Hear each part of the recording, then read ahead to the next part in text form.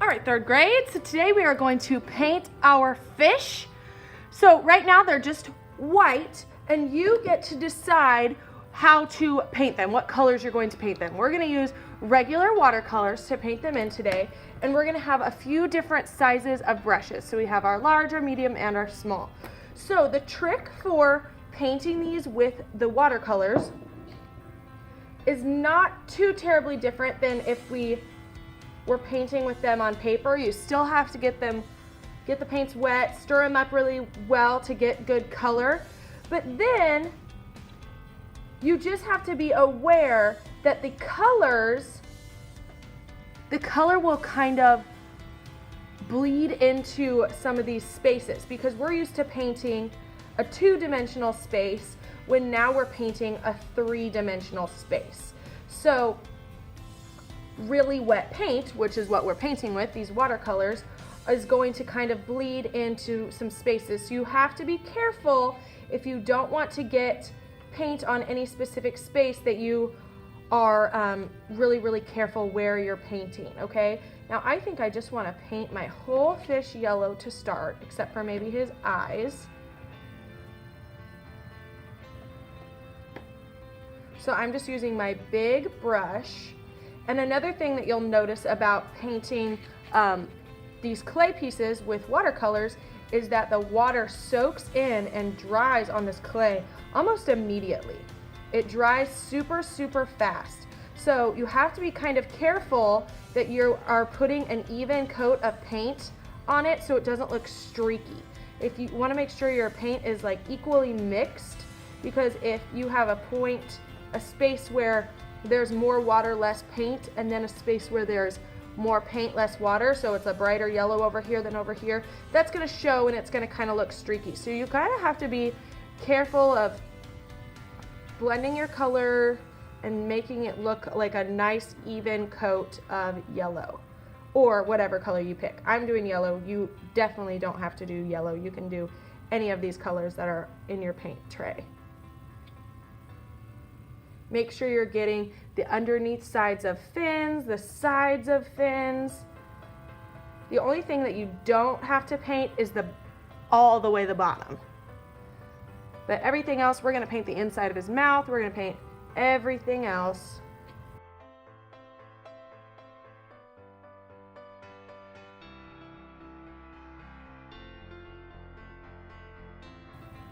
So for his mouth, I think I want his mouth to be a different color, but I do want his lip to be the same color of his body. So I'm going to make sure to make a nice clean line from where it goes to yellow to whatever color I'm going to paint on the inside. Haven't quite decided yet. Now look right here. It dripped down. I know it's probably hard to see, but I was painting his lip and it dripped down. It doesn't really matter here because it was going to be yellow anyway, but you have to be conscious of that when you're painting. So if you don't want color to drip this way, then you should probably hold it so it's not going to drip that way when you paint, right? So you just kind of have to think of that when you're kind of holding your fish and painting it the way you want it to be painted. Okay, so that looks pretty good. Now I think I'm going to paint whatever color I want on the inside. I'm thinking maybe red. And I'm going to be careful to keep that line along his lip nice and clean so it doesn't look messy.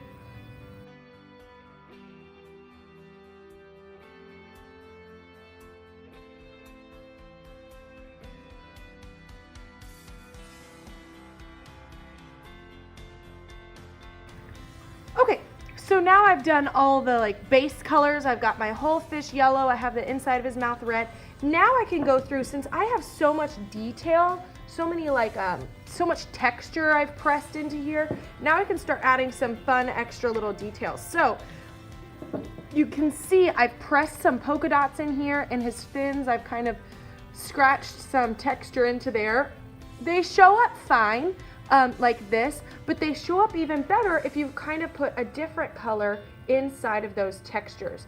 So I'm thinking inside with my medium brush, inside of these little polka dots, I think I'm just gonna fill them in with orange. just to make them pop a little bit more, but to also make my fish that much more interesting.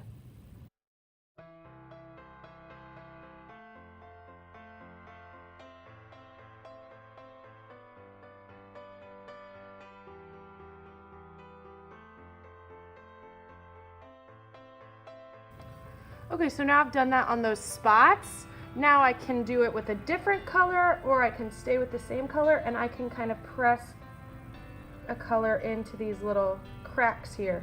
And what's great is if your paint is really wet, it will kind of draw itself all the way down that crack without you doing too much.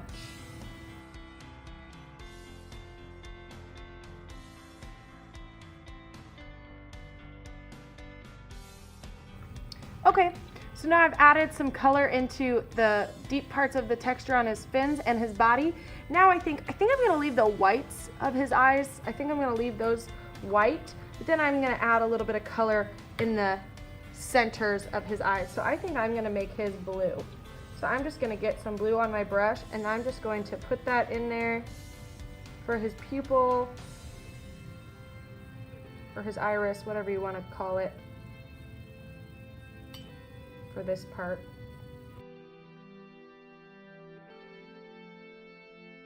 Okay, so you can't really tell too much, but yeah, I added a little bit of blue on the inside of his eyes.